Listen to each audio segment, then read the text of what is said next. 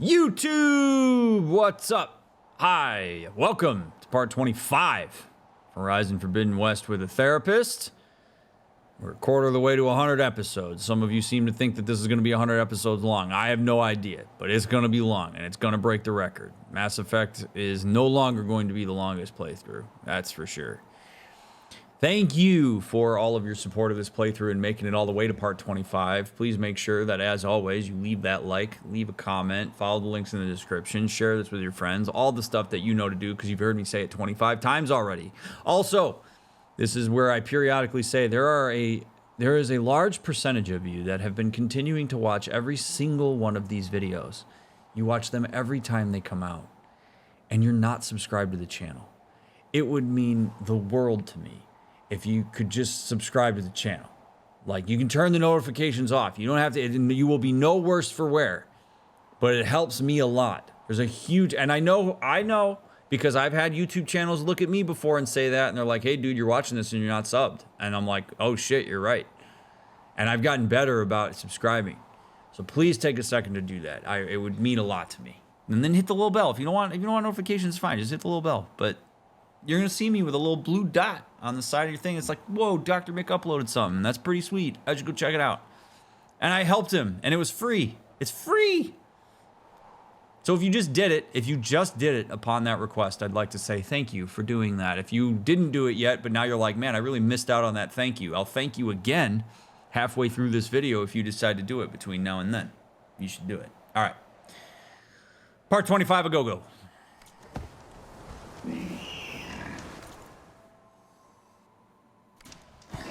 Alright, Zoe! Hey, Zoe. I'm near the Grimhorn site. Can you join me? I'll be there soon. Aloy, I'm glad we can do this together. The Grimhorns we're looking for should be just to the north. Let's go get those control cores. Hell yeah. Thank you again for helping me. If this works, if we can heal the land gods, it will end a generation of suffering for my people. How do you think Fane and the Chorus will take it? They seem to think the tribe's extinction is inevitable. I've had my disagreements with them, but I'd like to see they'll be happy to be wrong on this.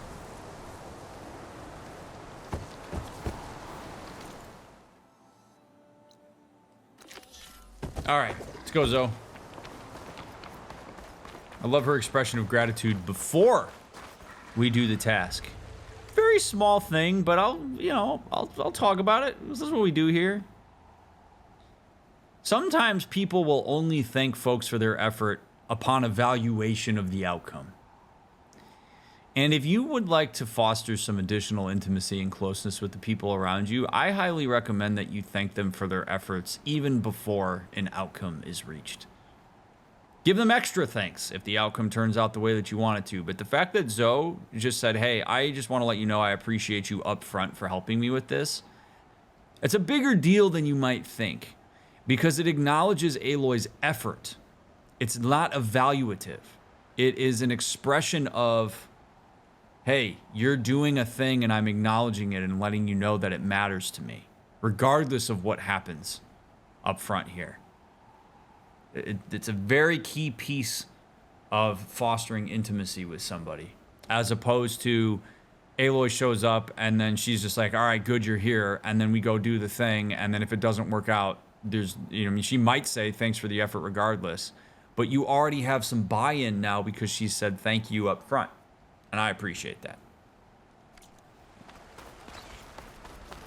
It's the small things that can really make a difference in your interpersonal relationships, which is why I talk about these things.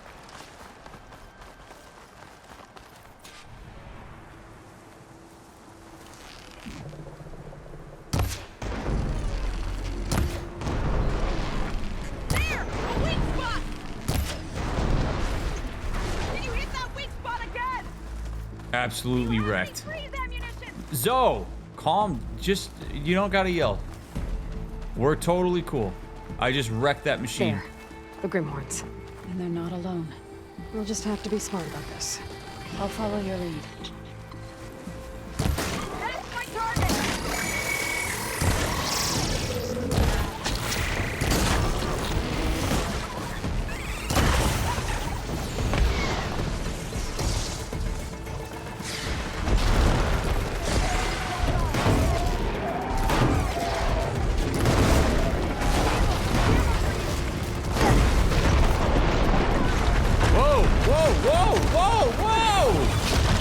Holy shit! Wow. Okay.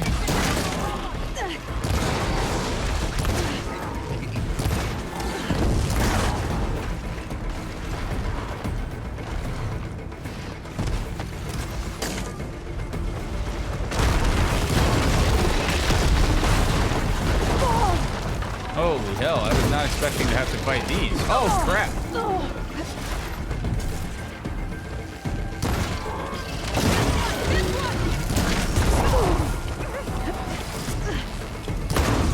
Give me your gun, bro. Use this weapon against it. Damn it.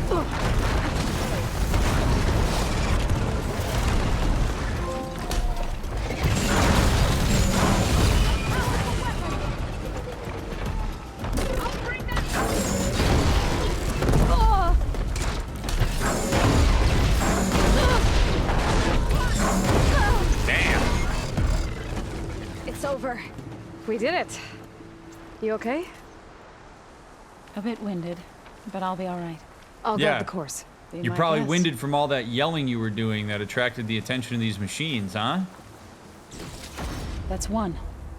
But we should take a second control core just to be safe. Got it. Yeah, you got it. I didn't hear you. Can you yell?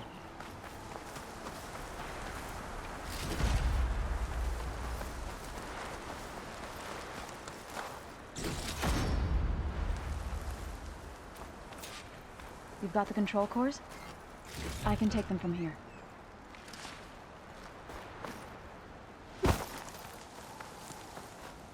Two control cores as requested. Thank you. Gaia showed me a way to scan them and take what we need to update the reboot code. I'll head back to base and get started. When I was a child, there was always enough to eat. The land gods provided for us, and every season we celebrated them. My happiest memories come from those times. Do you really think we can bring them back? We'll make it happen. Thank you, Aloy.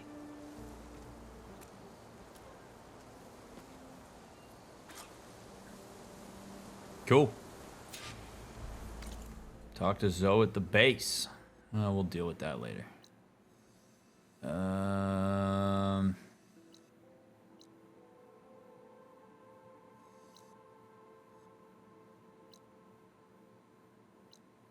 Okay, so Katalo is up there, which is the way we were heading anyway. You know what? Let's close this up. Let's finish this up. Get it out of the logs, you know?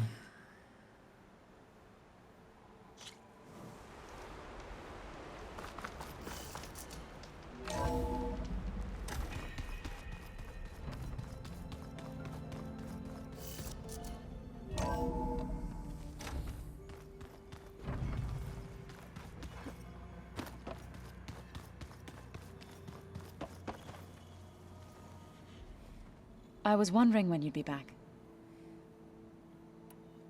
Now that you have those control cores, are you ready to reboot the land gods in Plainsong? Not yet.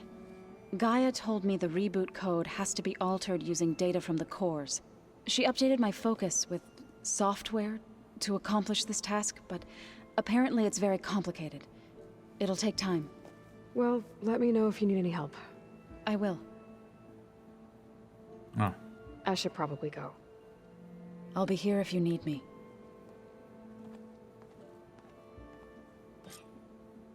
All right.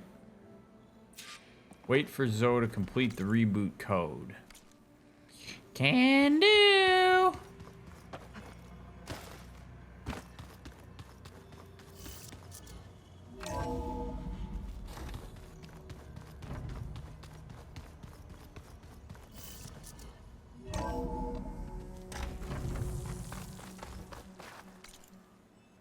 Okie dokie.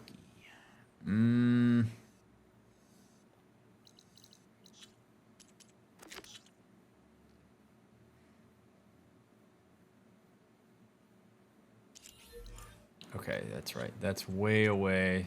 Second verse. Done. Errands, the enduring, don't need to do it. Okay, so we quite literally are on this guy. Cool. Okay, so let's go back to this campfire. Or actually, let's... Okay. Let's go to this campfire and then use this campfire to travel for free because I'm cheap. Also, we got another rumor. Nice. This person is just brimming with stuff. I see you, champion. Sit. I'm gonna grab You water while should she know talks. the rebels have been busy. They've set up outposts to the west. Some settled into a camp southwest of here. And I know the marshals can't deal with all of them, so I'd stay alert out there if I were you. Thanks for the warning. Getting rid of those outposts might stop the rebels from killing more of their own. Maybe I can lend the marshals a hand.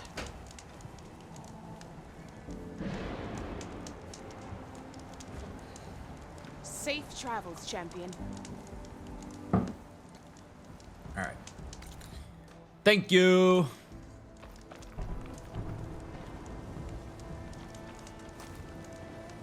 Take a look.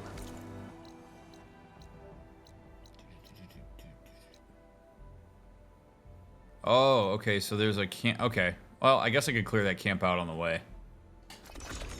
Might as well. Might as well.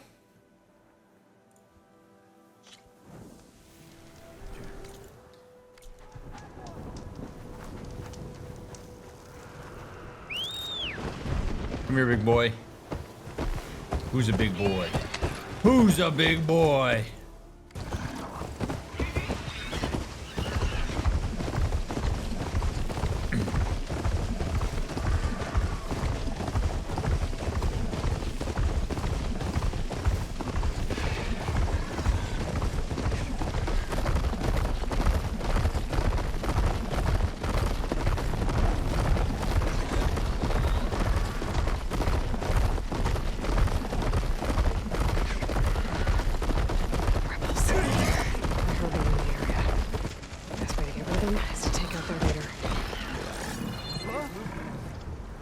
Huh? What's this acid bristleback doing here?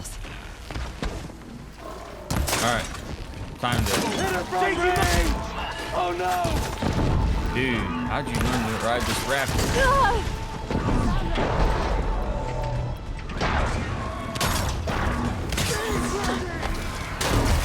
Oh, it didn't really even do anything.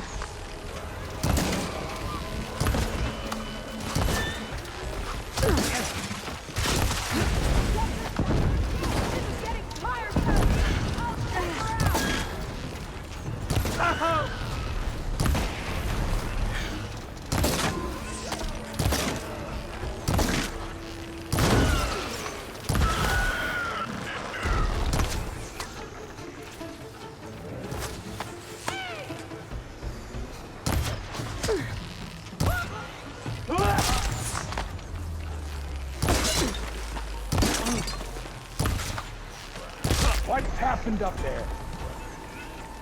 There's a Nora warrior here! There is! There's a warrior Nora here! Bitch ass shield.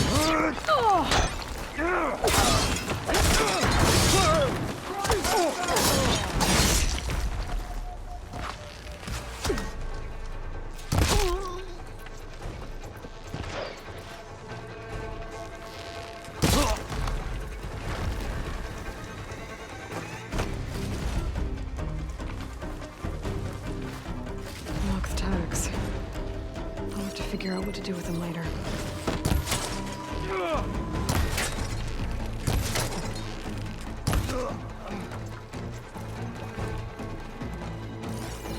The coast is clear. Let's hope it stays that way.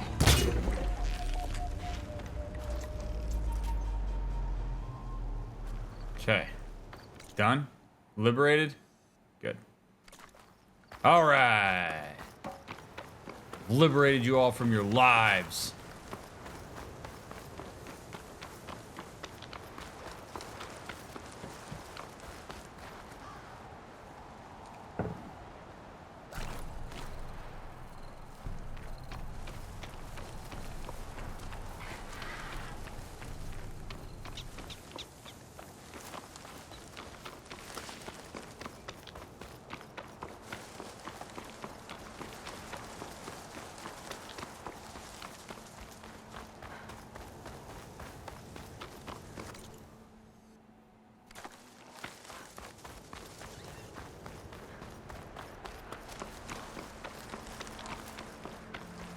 Dude, look at that thing. Outrageous. It's like another big ass thing like what Silen's lab thing was in.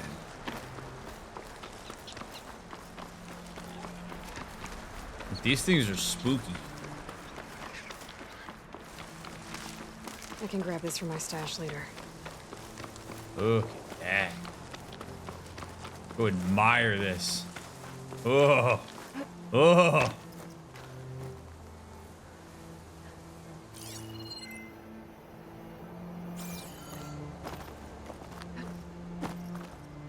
Alana, hello. Thank you for the raid. Those of you coming along with Alana, if you don't know who I am DrMick. I'm a licensed marriage and family therapist. I got a PhD in human development. You are watching game sessions with a therapist where we play cool games like Horizon Forbidden West.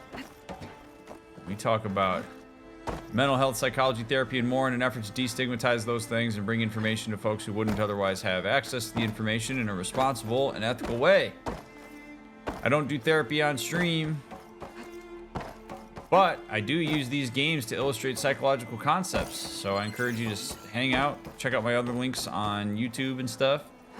Would love to have you be part of the community. Alana, I hope you had a wonderful stream. Thank you for bringing folks over here. We are currently on part 25 of Horizon Forbidden West, so we're roughly maybe like 50 hours or so into the game. And we've still seemingly barely scratched the surface of it. It's awesome meeting you at TwitchCon. Ditto.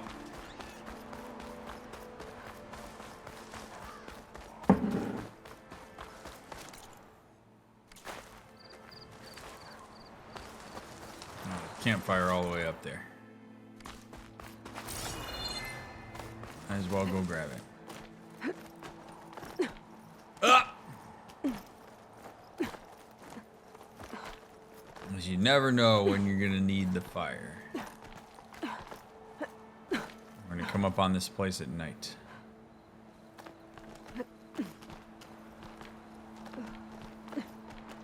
Come on.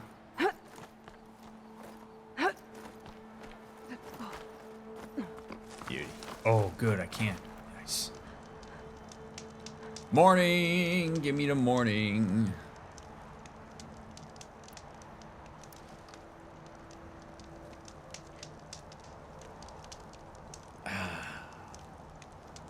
Daylight is the best. Should check out some crafting too. Weapon upgrades.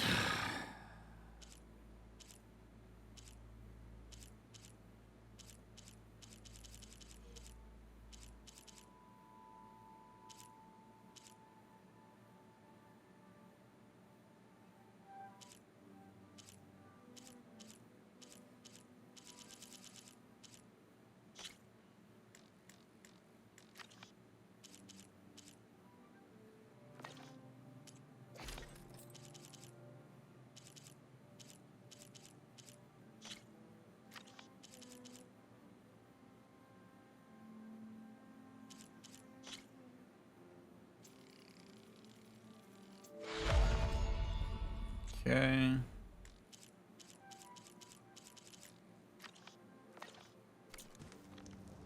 Good enough.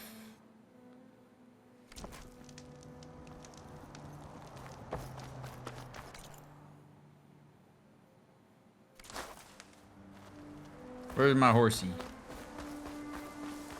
Or my pig, my hog?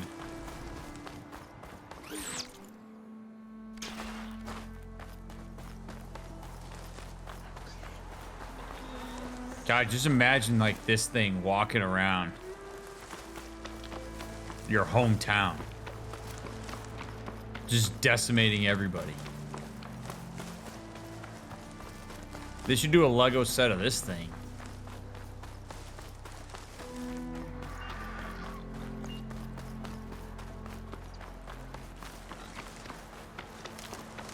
I mean, that's what humans were up against, dude. Like, that's the thing, is like there's all these remnants of this stuff.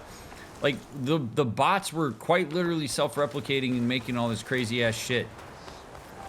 So like this thing's just like freaking trogdooring this whole area. Burninating the countryside. Burninating the peasants.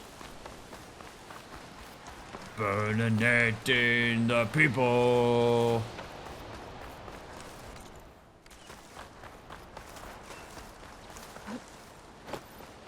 Don don don don don don don don don don don don don.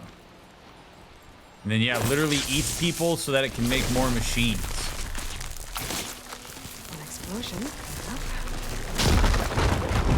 Aloy, can you draw a horse? I want to see your skills of an artist.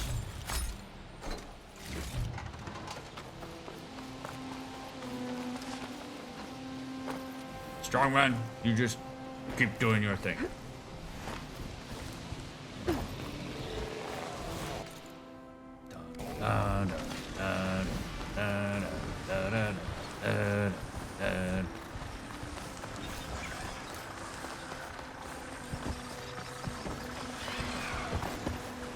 Blades are digging tunnels. Not interested.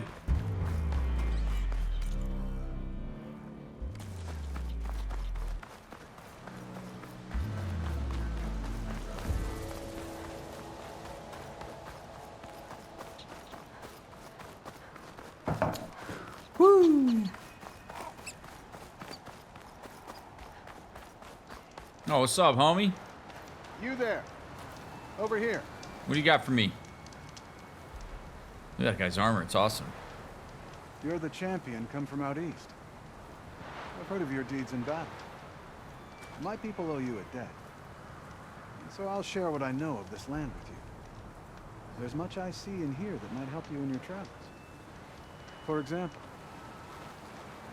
we spotted Oseram salvagers hunting machines east of here, near the village of Bleeding Mark. Hunting so close to Desert Clan territory, now that takes some stones. They'll be lucky to get out of there alive. That doesn't sound good.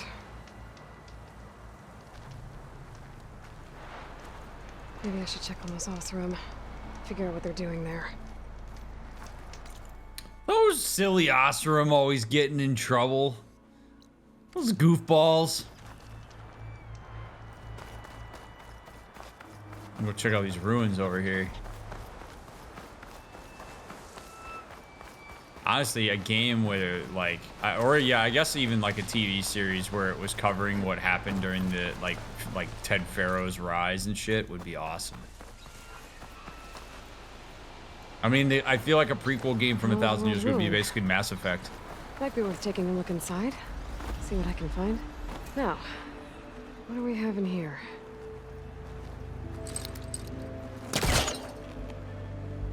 It can't be as close.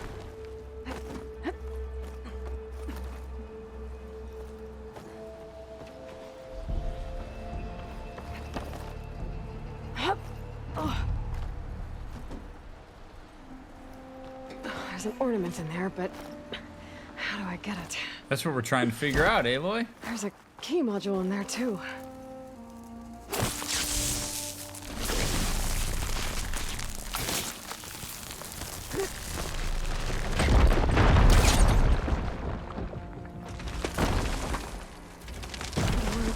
That was further back.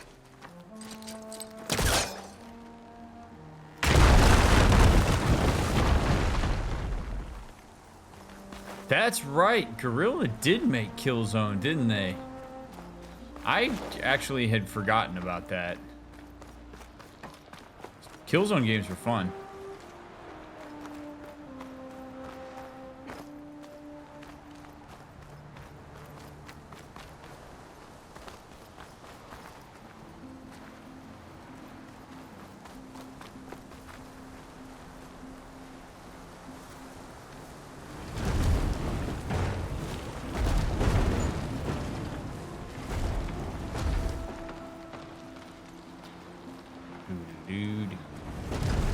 Yeah, I'm gonna have Trogdor stuck in my head the rest of the night. The rest of the night. I'm gonna be playing hockey. I'm be on the ice going dun dun dun dun dun dun dun dun dun. Save this green shine for something special.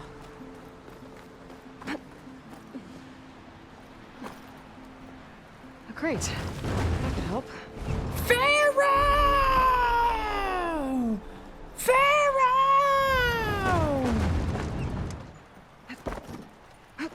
Burninating the United States. Burninating for profits. Helping out the Navy.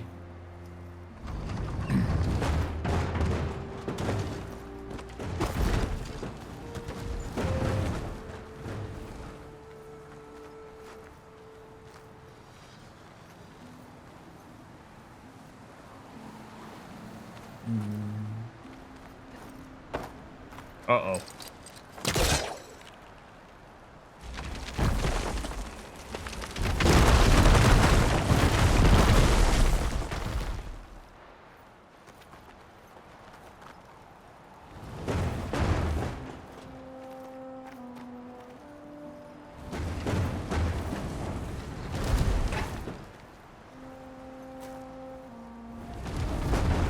There we go.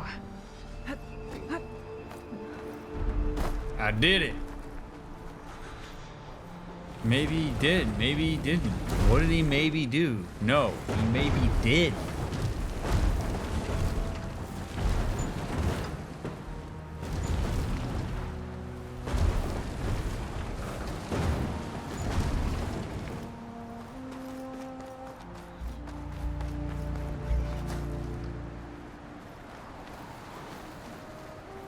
Wind is bracing, I guess.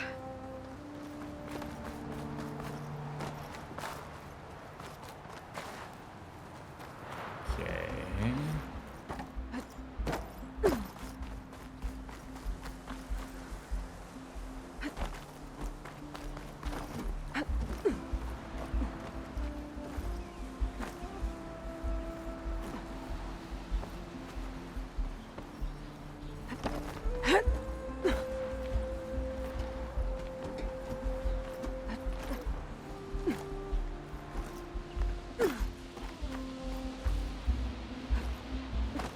Okay, so I gotta figure out how to get... A locked door. Looks like it needs a key module.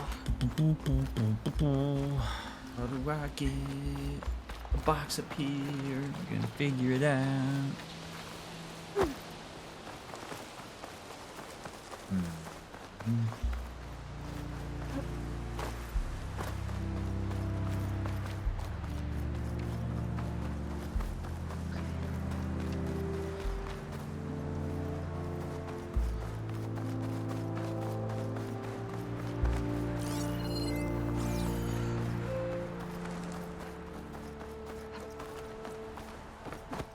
Okay. Gotta think here. This is a thinking person's game, and I like it a lot.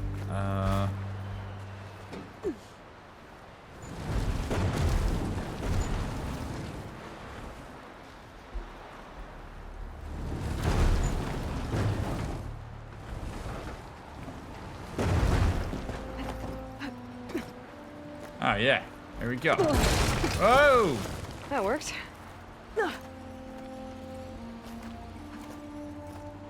Neat.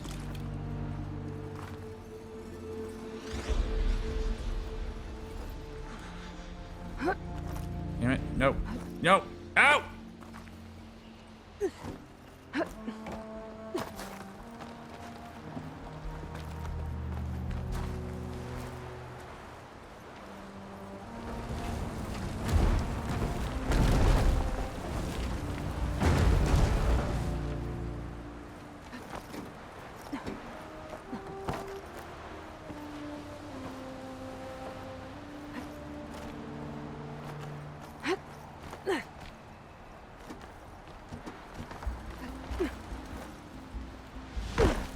No!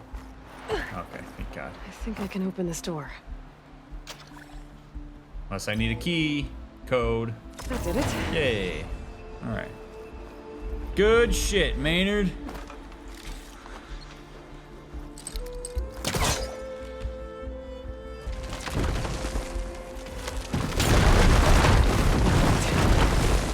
Now we go grab these.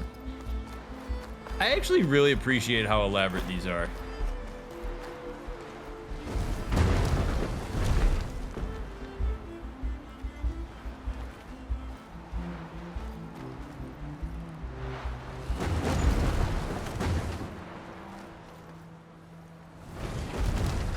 And we push this over here.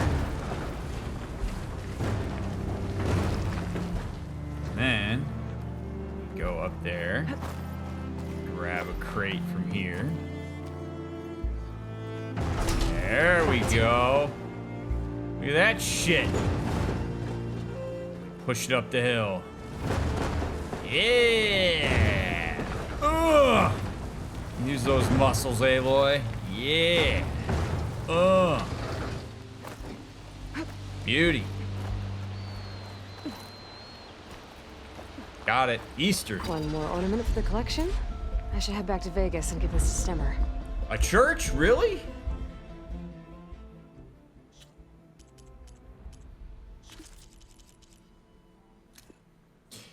When Tom convinced the group to throw darts at a map and let the spirit of Elvis decide, I knew we were gonna get some really random spots. But this? A church in Mammoth Lakes? Here's hoping that when Kyle makes the trek out from Vegas, the pastor catches him breaking into the steeple.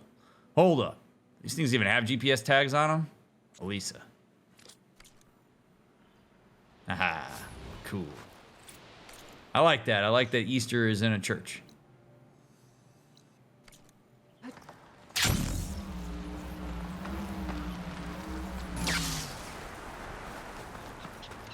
Maybe I should take one more look around before I go. See if there's anything else interesting. Is that a hint, Aloy? Oh, it's that box that's shown there. Ancient supply box? Eh, whatever. Looks like another rebel camp up here. What is this? Oh, is that an armadillo guy? Ammo. Armadillo.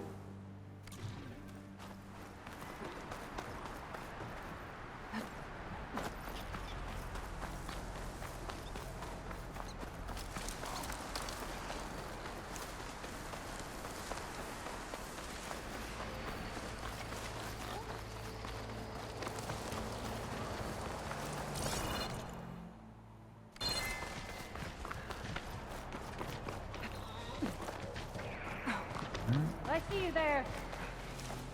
Looks like some more folks need To get liberating. rid of their leader. Maybe then the rest will retreat. I'ma take it upon myself to ensure freedom for all the rebels. Freedom of choice.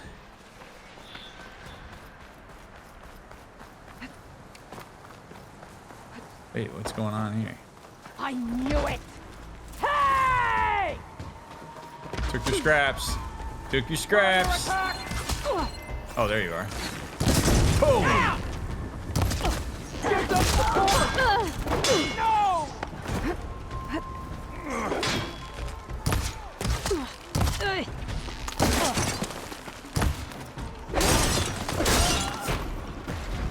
Letting loose!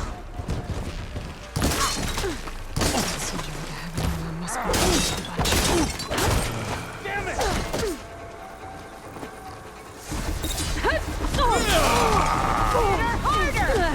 Whoa! You! Let's check this with the tags. Oh! Oh! Oh! Give me Leviathan's breath.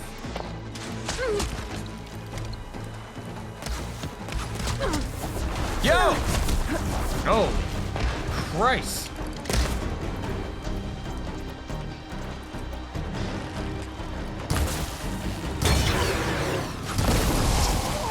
Well covered in acid.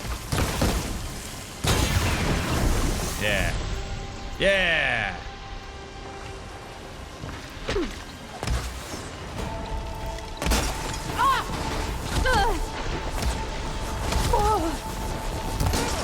Jesus.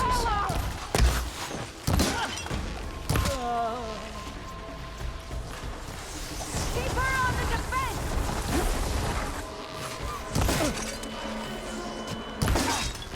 I get it. You don't want me here.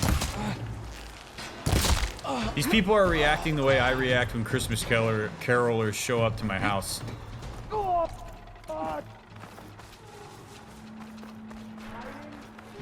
You want to know what one of DrMick's least favorite things in the entire world is? It's Christmas carols, by the way. Absolutely despise them. Don't do it. She's there!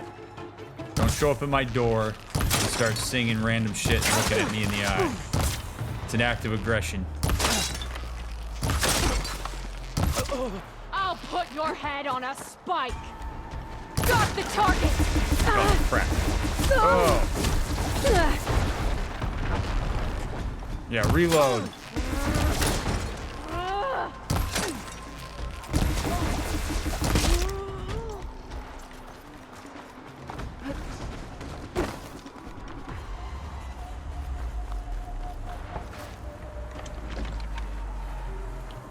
Who wants some?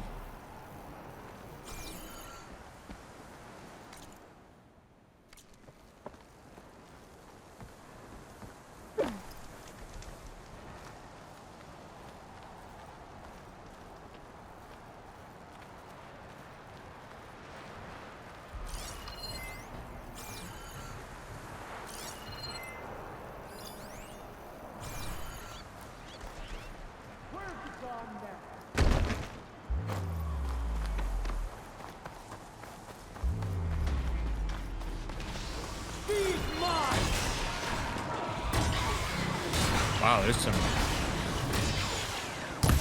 I see her! Up there!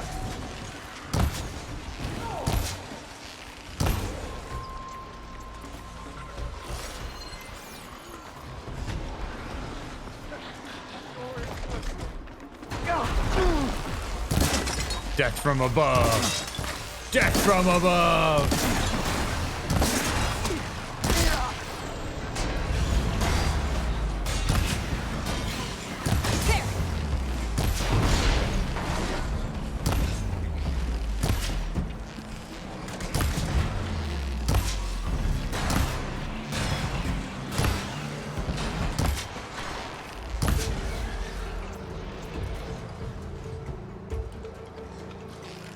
These rebels won't be bothering anyone else.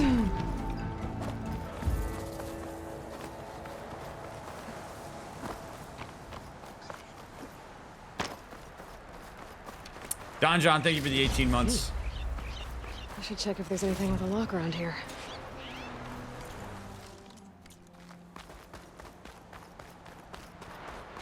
Ugh. Ugh. I wonder if this key will open that chest. Oh, it will. All right, cool. So we got a little town ski over here. Oh, I was over there because the cauldron with the. Okay, cool. So I know where that is. So then we'll hit this little unknown. We're getting close. We're getting close.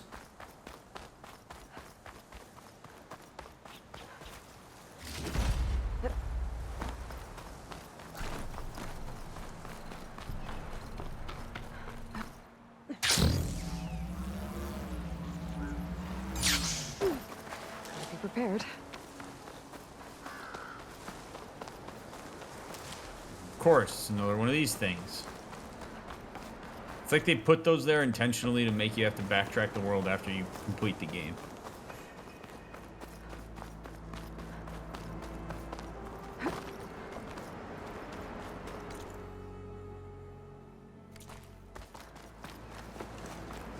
Ground's getting steeper, air's getting cold.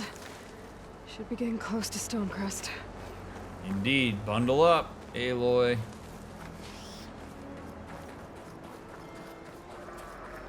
I wonder if these people are going to be similar to, like, the Banuk.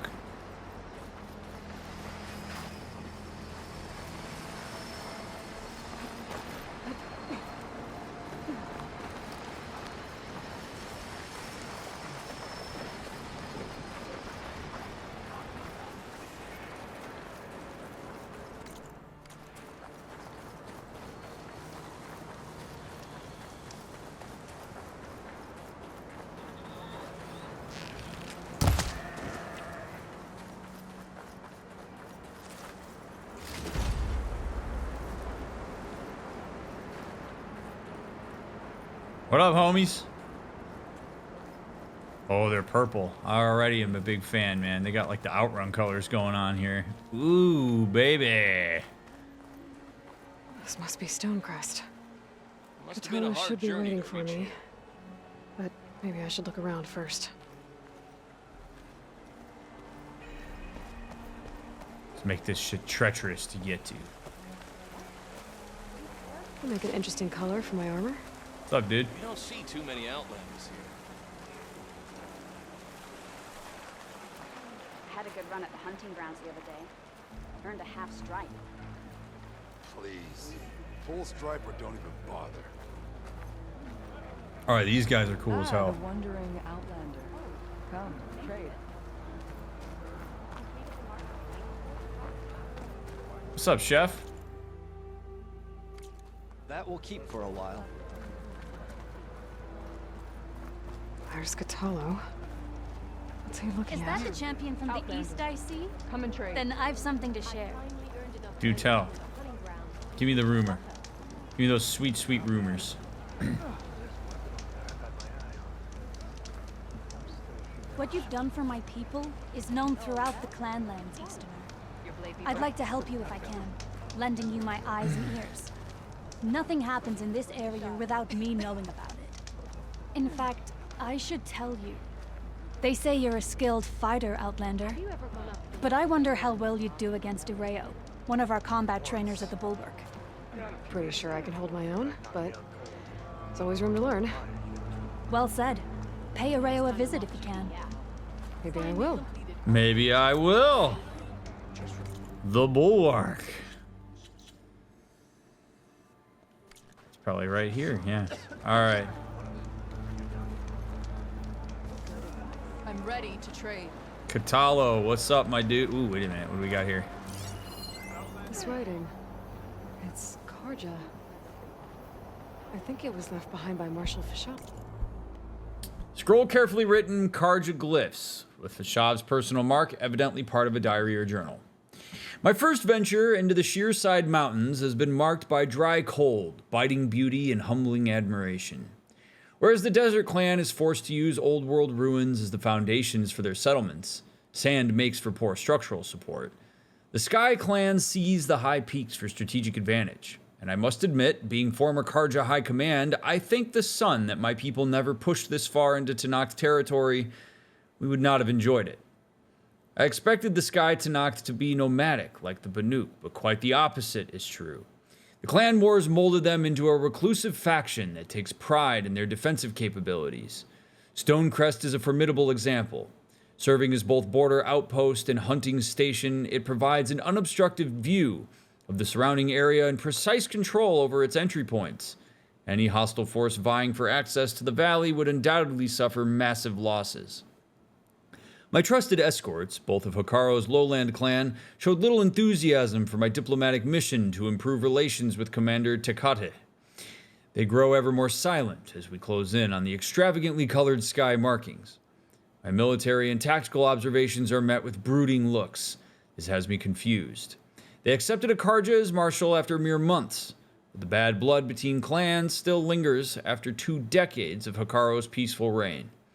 It will be enlightening to hear the Sky Clan's perspective on such matters, meaning this Tecate fellow should be interesting.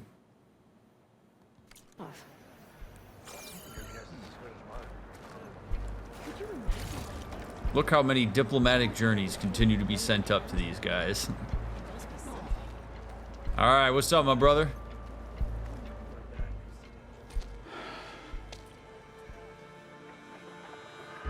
This valley is infested with Regalis rebels.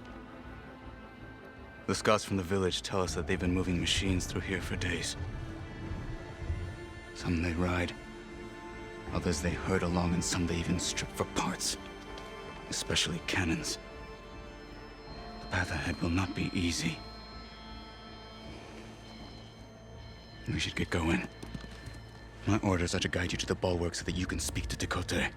For all the good it'll do. Not so fast.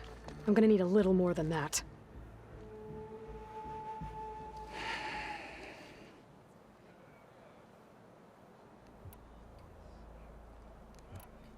For all the good it'll do? What's that supposed to mean? The Bulwark has stood unyielding since the birth of our clan. Behind it, Tekote believes himself to be invulnerable. If he insists on defying Hikaru's orders, an outlander and a maimed marshal aren't gonna change his mind. Your chief seems to think differently. And that is the only reason I am still standing here, talking to you.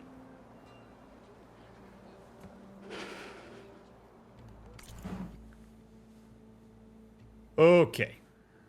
I am going to make a bit of an assumption at the outset here. This is not something that I would normally do, but I do think it's going to be helpful for our understanding of the way that he is going to engage with Aloy and the world at large.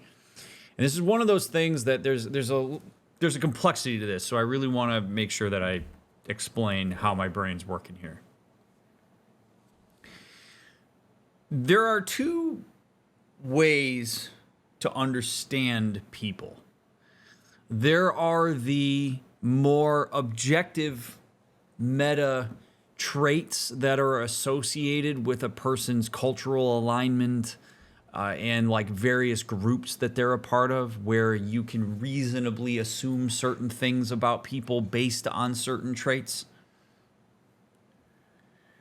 And then there is that person's subjective experience, which is the unique individual perspective and experience that that person has within those things. So a simple example of this would be that when we meet somebody who is Tenakth, it would be very helpful for us as Aloy to have some degree of understanding of the way the Tenakth operate. What are their cultural norms? What are the things they value?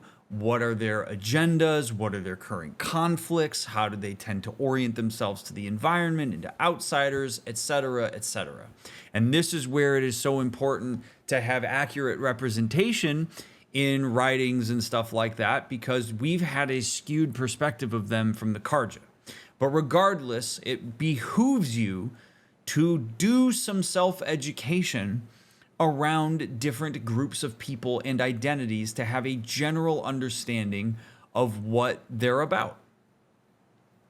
And then what you do is you allow people's subjective experience that you find through curiosity to meld with that understanding of the group in order to have a broader understanding of a person that will allow you to make more informed assumptions and ask more informed questions about those people as you get to know them. This is a very important skill as a therapist, and it's something we learned very early on, is that it's my responsibility as a therapist to stay up to date on the various aspects of multiculturalism that I am most likely to come across in my practice. But then it's my responsibility as a therapist to learn the subjective experience and the extent to which it aligns with those things directly from my clients. So instead of having, like if, for example, if this guy was my client, I would not expect him to educate me fully on all the things there is to know about the Tenakth. It's my responsibility to get to know a bit of that, and we have in the game up until this point. And the reason that I'm making this point and having this like drawn out contextual understanding of this is because when we meet Katalo and he is brooding and a bit short and not particularly thrilled to be hanging out with Aloy, it's a lot easier for us to depersonalize it when we use the information that we've learned up until this point. Which is that he lost his arm. And the Tenakth deeply value strength and ability to fight and able-bodiedness, for sure. And we even got some information back from Hikaru about how just because folks don't respect him doesn't mean he doesn't have worth. Well, unfortunately, this guy, when he lost his arm, he lost way more than that. He lost the benefit of the doubt. He lost the tendency for people who come across him to imagine that he is strong and capable and worthy of respect. He lost that. And so now this guy has to live a life within this culture where at large he is generally going to be seen as less than because of the fact that he doesn't have an arm. And because he's not seen as being as strong and capable. Now, he very well could be. Okay, I'm not suggesting he's not capable, but this is the culture he lives in.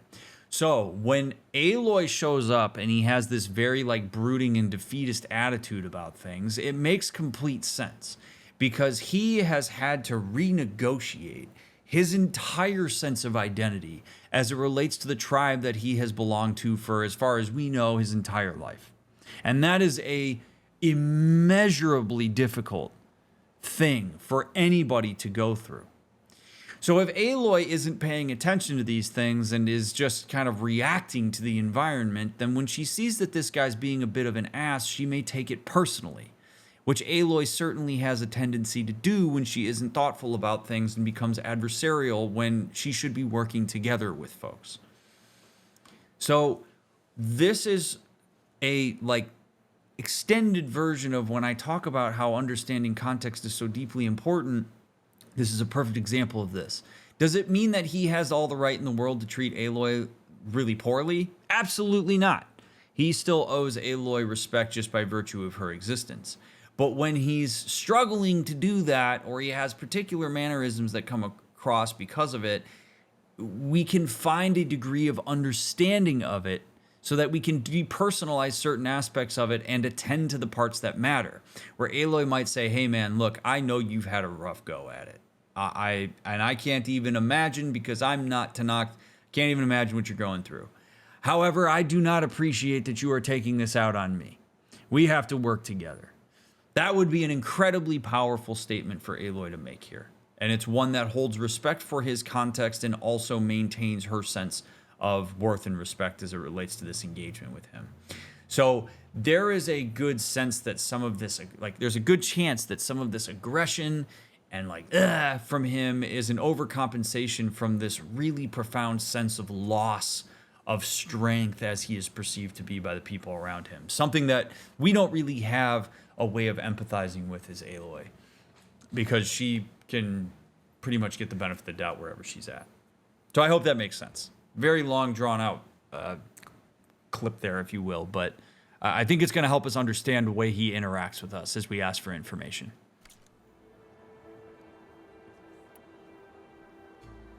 What makes you so sure Tekote won't listen to us? A snake safe in its lair hears nothing but its own rattle. Come on, is that all you've got for me? Hikaru said you were from the Sky Clan before becoming a marshal. I need to know what you know.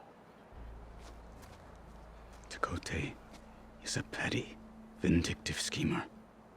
If he had any guts, he would have gone after Hikaru long ago.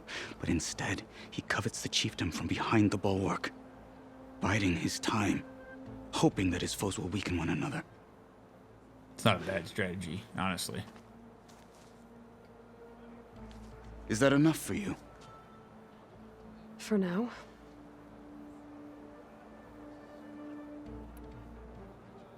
Why do you think Regala's forces are driving machines through the valley? We've heard similar reports from across the clan lands. The rebels are gathering machines from the wilds, but whatever control they have over them doesn't seem to last. So they herd them into camps. Something else happens there. Something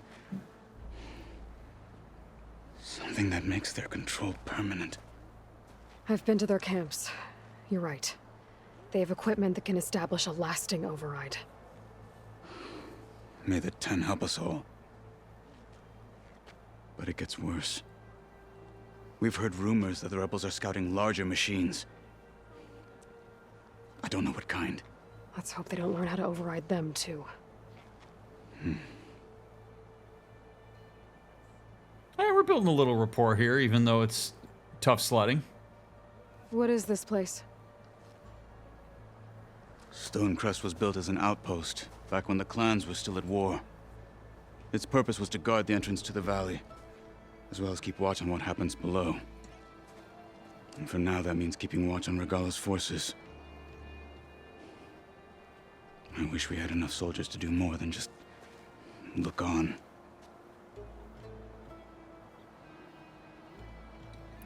What makes the bulwark so impenetrable? It's made of massive boulders, impervious to any frontal assault. No army or machine has ever penetrated it. I am the only thing that can get you inside. If we're done talking, that is. So I would just like to point something out. As a little, like, tip to those of you. I try to keep in mind folks who might struggle with their social interactions, because working with social anxiety is something that I work with a lot. One of the ways that you can read a person's level of engagement in a particular moment is by watching some of their body language. Not just their fine motor language, but their gross motor language. And what I mean by that, fine motor is small, gross motor is big. If you've paid attention to his gross motor movements, he comes in a bit every time that Aloy asks a question. He turns toward her and he moves toward her. As soon as he finishes talking, he moves away. He turns his body back and he starts to look forward, which is essentially a signal to Aloy, I'm done. I'd like to move on, or I would like to leave this moment. If you ever notice, like one of the key ways that you can tell if a person wants to continue engaging in a social interaction with you is whether that person continues to ask you questions. If you ask a person a question and they answer it, and then they sort of like turn away or move, it means they're likely done. If a person asks you a question in return or says something that invites commentary from you, that means that you likely have that person more engaged with you in an interaction.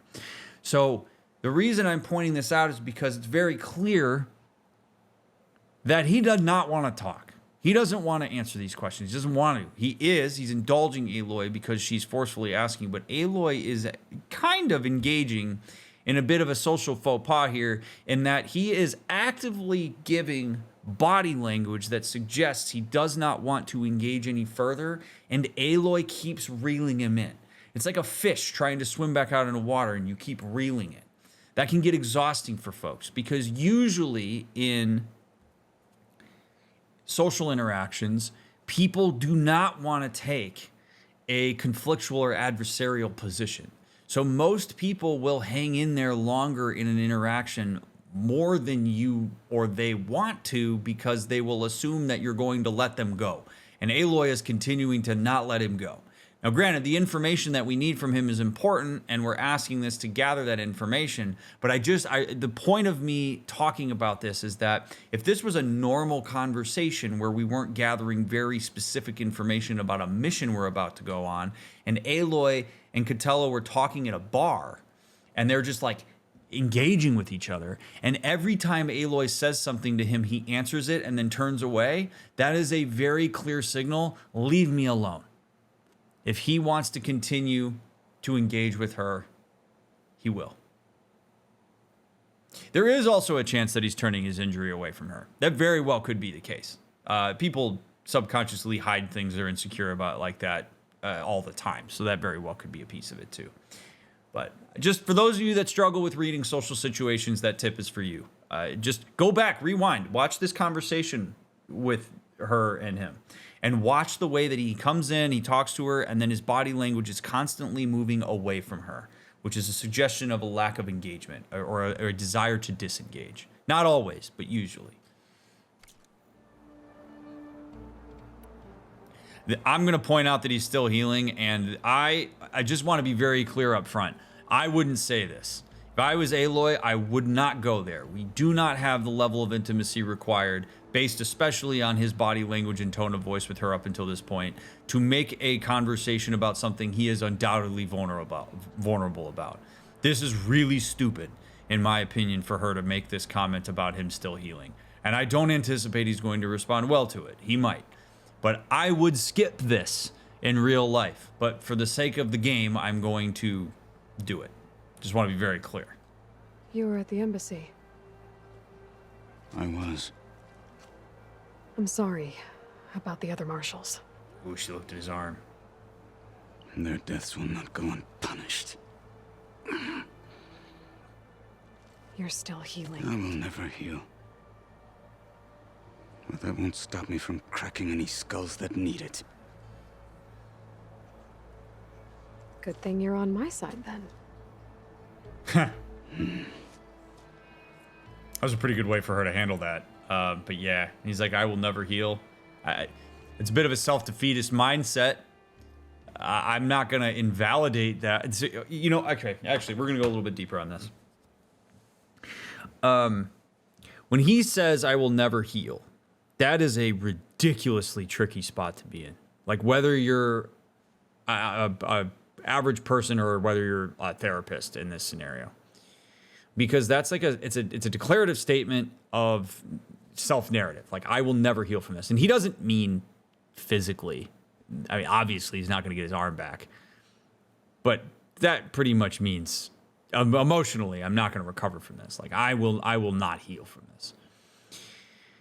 And if that's what he decides internally, and he decides to craft this really strong narrative about that, he's right.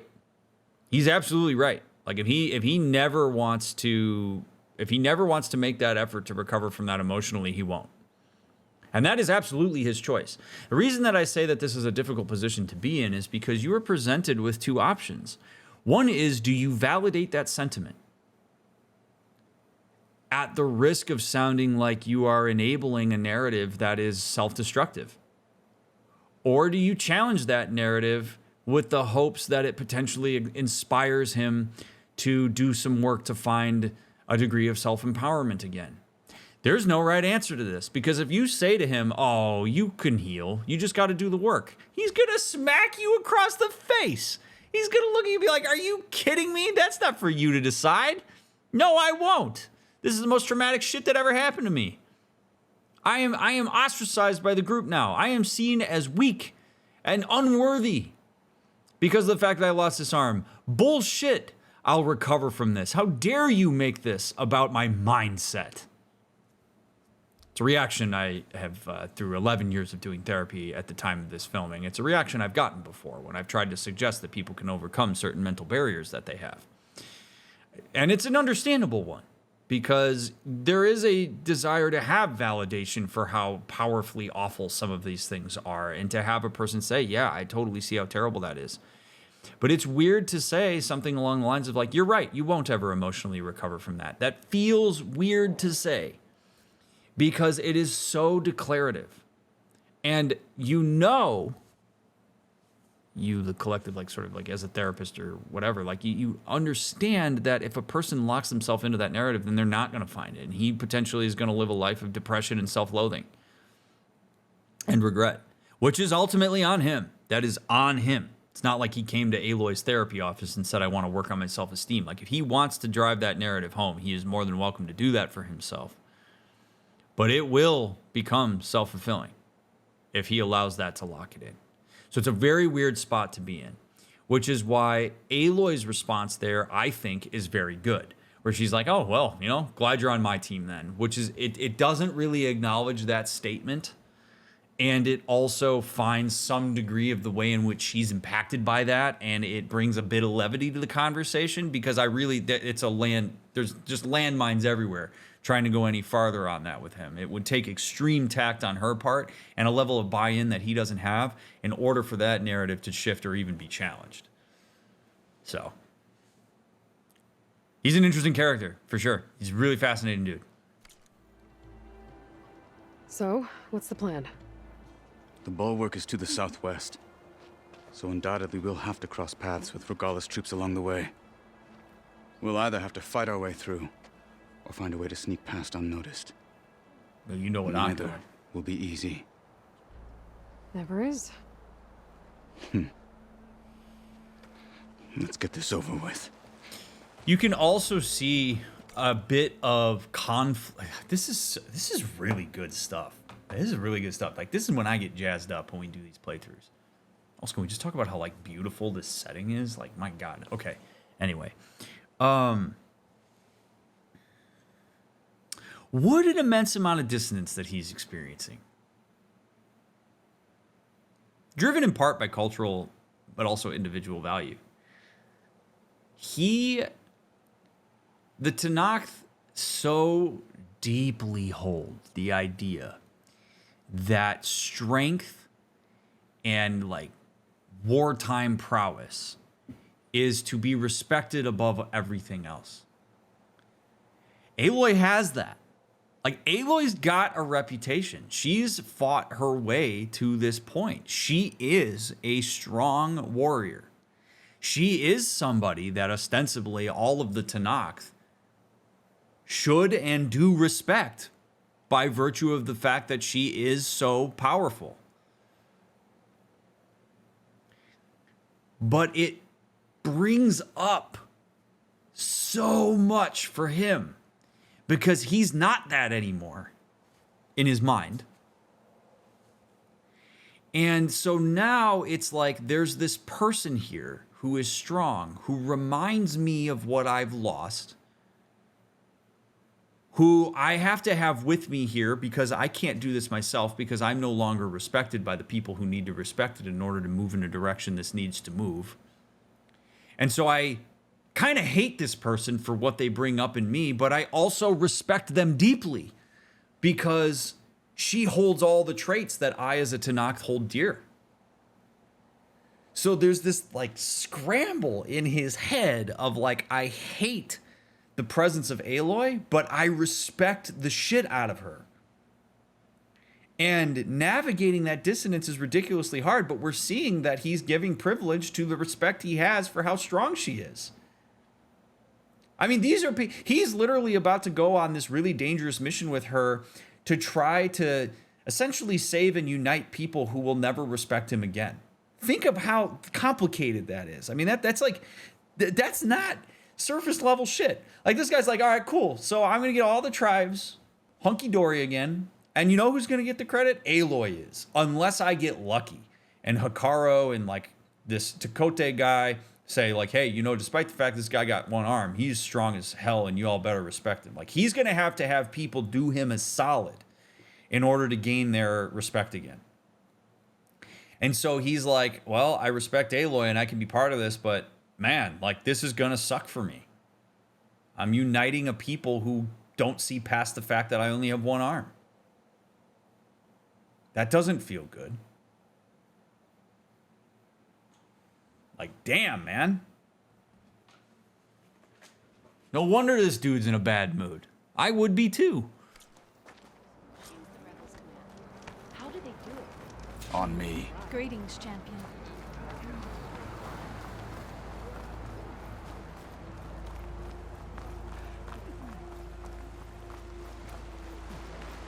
How would you convince Tekote to send his challengers?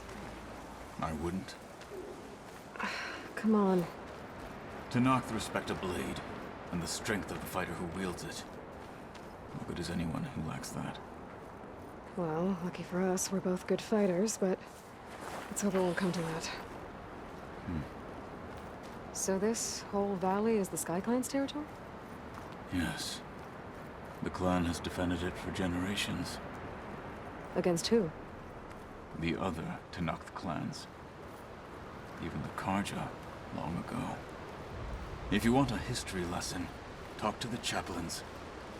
When you left the Grove, how did you know I'd agree to help Hikaru? When the chief wants to persuade someone, he succeeds.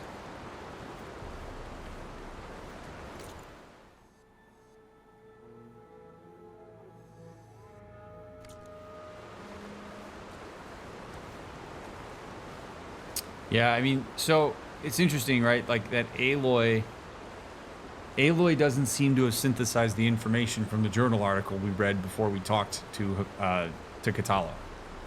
Like, they value defensive positioning, so asking them to come out on the offensive is going to be a huge ask. Huge. Again, this is why you gotta understand people before you go engage with them and ask them for shit. Because we're going into a hornet's nest right now, and Aloy's gonna be like, hey guys, do the thing that's against everything that you've been about for your entire history. Like, hey, just one time for your girl with the red hair. Come on out on the offensive, guys. Don't just sit back in your cave and let everybody else fight it out. It's against every principle that they're about. This is a huge ask. So Aloy's got to be ready for this shit, man. The feels cold. This is the most fascinating breakdown of a video game narrative I've ever heard. Welcome. Thank you for the compliment. That means a lot. This is what we do. Check out my other playthroughs on YouTube.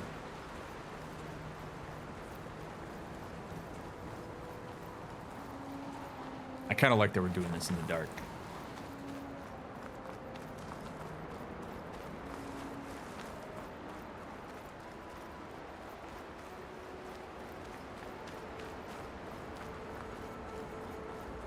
Rebels ahead.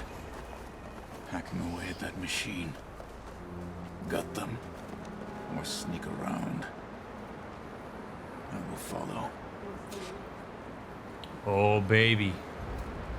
We'll make that decision in part 26. I know that this was a short one, and I know you already know which way I'm going to go, but this is where I got to leave you, because I unfortunately have somewhere I have to be this evening. But I appreciate so much your willingness to hang with me through part 25. We actually got some really cool stuff here. I love what we've been able to get from Catello. I'm actually very excited about what this is going to bring, and I don't want to get caught up in something really intense and then have to give a big analysis and then be stymied from where I gotta go. So thank you all for hanging out here. I'll get part 26 out as fast as I can. If you leave a thumbs up and a comment and follow the links in the description, all that fun stuff, you're the best. Thank you so much for doing that. Tell your friends about these videos. Watch my other playthroughs while you wait for the next episode to come out. If you are binging, I will see you in the next one. If you are waiting for the next one to come out, I'll get it out as soon as I can. I appreciate y'all immensely, and I will see you in part 26.